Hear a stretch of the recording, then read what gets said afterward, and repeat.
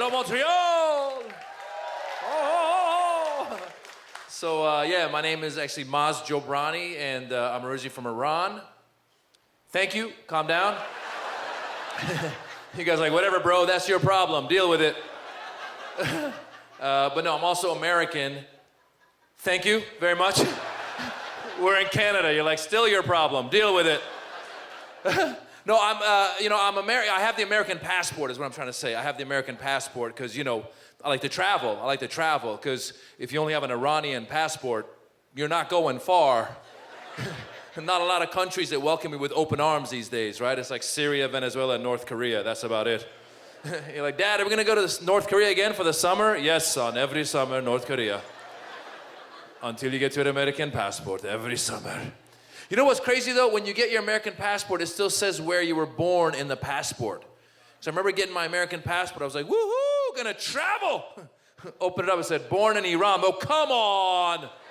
That's not gonna help me get around. It's like having bad credit. But you know what's crazy? I've never had trouble traveling in any of the Western countries, US, Canada, England. As long as you got your American passport, come on through. You know, I had trouble with some of the Arab countries because some of the Arab countries don't get along with Iran.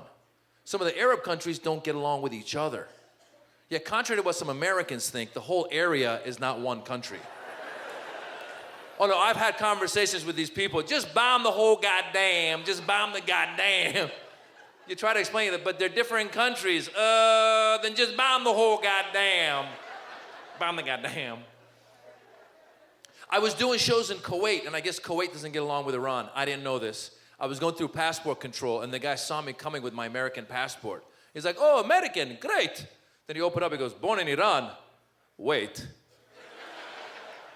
Then he started asking me random questions. He goes, what is your father's name? I go, well, he's passed away. His name was Khosrow. Then he goes, what is your grandfather's name? I go, he passed away a long time ago. His name was Jabbar. Then he goes, you wait, I'll be back. And he walked away, and I started freaking out. Because I don't know what kind of shit my grandfather was into. I think they'd come back and be like, we've been looking for you for 200 years. Your grandfather has a parking violation. It's way overdue. It was $2 billion. You know what's crazy? This is what it is there's good people everywhere. All it takes is one person to mess it up for everybody. Like, I don't know if you guys remember a couple years ago in Times Square, there was a Pakistani guy who tried to blow up a car bomb in Times Square. And I happened to be in Times Square that night doing a show. And a few months before that, in Austin, Texas, there was a white guy who flew his plane into the IRS building in Austin, Texas. And I happened to be in Austin, Texas that day doing a show.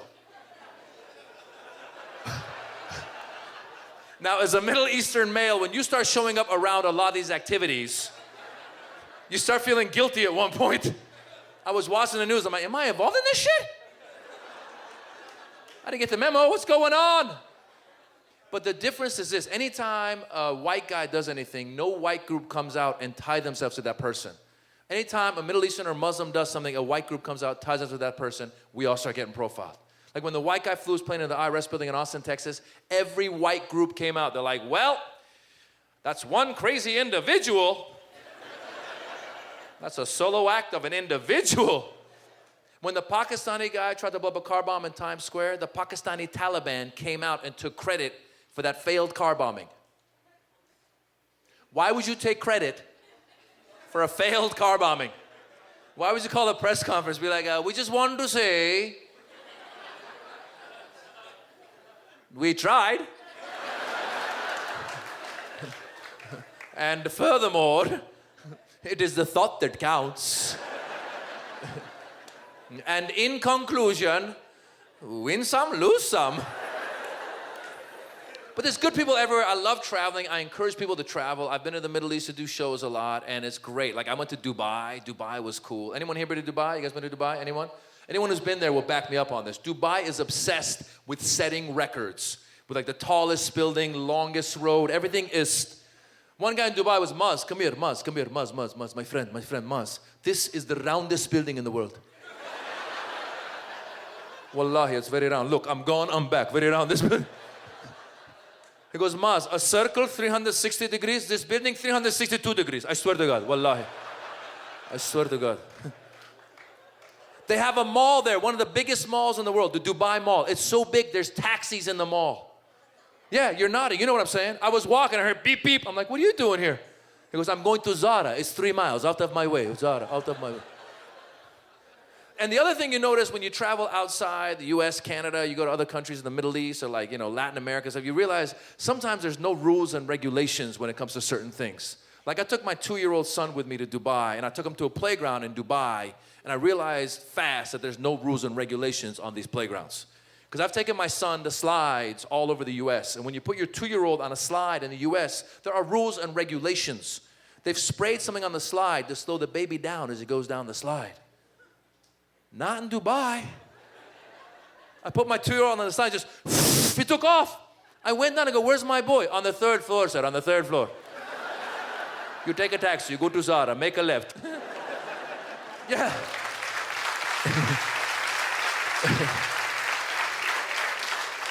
And the other thing I love about doing comedy, you guys, around the world is that we get to laugh at the stereotypes, break some of the stereotypes, but we're all guilty of stereotyping as well. You got to check yourself from time to time. Like I was guilty of stereotyping when I was in Dubai. There's a lot of Indians in Dubai, and a lot of them are day laborers. They don't get paid that well. So it got in my head that all the Indians in Dubai must be day laborers. I'm such an idiot. Of course, there's going to be successful Indians as well. But it got in my head they're all day laborers. I was doing a show that said we're going to send a driver to pick you up. So I went down to the lobby, and there was this Indian guy. And I was like, he's got to be my driver. Because he was standing there like in a cheap suit and a thin mustache staring at me. So I go over, excuse me, sir, are you my driver? He goes, no, sir. I own the hotel. I go, I'm sorry, then why were you staring at me? He goes, I thought you were my driver. Thank you, Montreal. That's my show. Good night.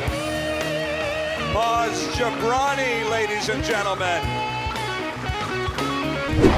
Where we go to church on Sundays, church on Mondays, Tuesdays, Wednesdays, Thursday, Friday, funerals on Saturdays, and back to church on Sundays.